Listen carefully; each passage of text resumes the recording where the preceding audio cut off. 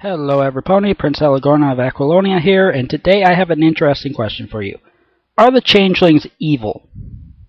I can already hear the confused screams of, "Are you kidding? Of course they are!" Well, actually I'm going to propose that they are not. And no, I'm not going to argue too much about the definition of evil. That's too sticky of a subject, and I'm not trying to deny that the changelings have done some despicable things. But while they have certainly committed some terrible acts, I don't think they are inherently evil per se. Chrysalis herself certainly doesn't help their case, though, in the comics, what with her dashing a kid's brains out just to shut the CMC up. This is why I prefer Chrissy in the Flufflepuff material. No, they're parasites, and to call them evil is to misrepresent their nature. That's not to say the changelings are beneficial, or anything even remotely close to benevolent. They aren't symbiotes. The relationship a parasite has with its host is not one of mutual benefit. It's very much a one-way relationship weighed heavily in the parasite's favor. It gains everything, while the host tends to lose out, or at least gain nothing, leaving it damaged or decimated in the process. It's for this reason that even though they aren't evil, every pony else was in the right to try to get rid of them. There can be no lasting peace with the parasite. It would have been impossible for Celestia to reach any treaty with Chrysalis that would have placated her long. The changelings could never have their own territory because they would have left it a blighted wasteland in months, like a swarm of locusts to a crop.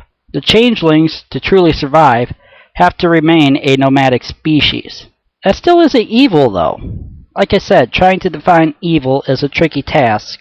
Is it a state of mind, or a series of actions? Is it nature, or a learned behavior? For the purposes of my point, though, let's define evil as deriving pleasure from the infliction of suffering or destruction on others. I know that's a troublesome definition, considering the same one could be used on sociopaths and sadists. But the difference is that sociopaths do what they do because they lack the thing in their brain that leads to the development of a superego, hence making them unable to feel anything for anyone other than themselves. While a sadist's pleasure is sexual in nature and, assuming the sadist isn't also a sociopath and knows the proper channels of expression, usually inflicted on a willing masochist partner. While evil is something undefined but other than those. And it's not quite schadenfreude either.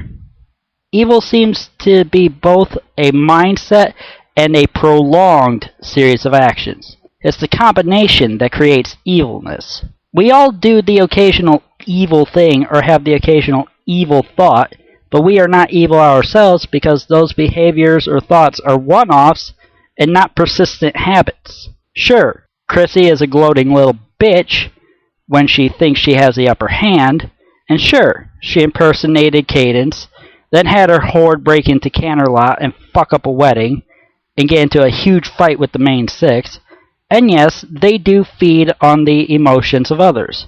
But to me, that's not evil, because it's something they do to survive, not something they revel in just for the fuck all of it. And goodbye. Hello everypony, Prince Elagorn of Aquilonia here, and today I have an interesting question for you.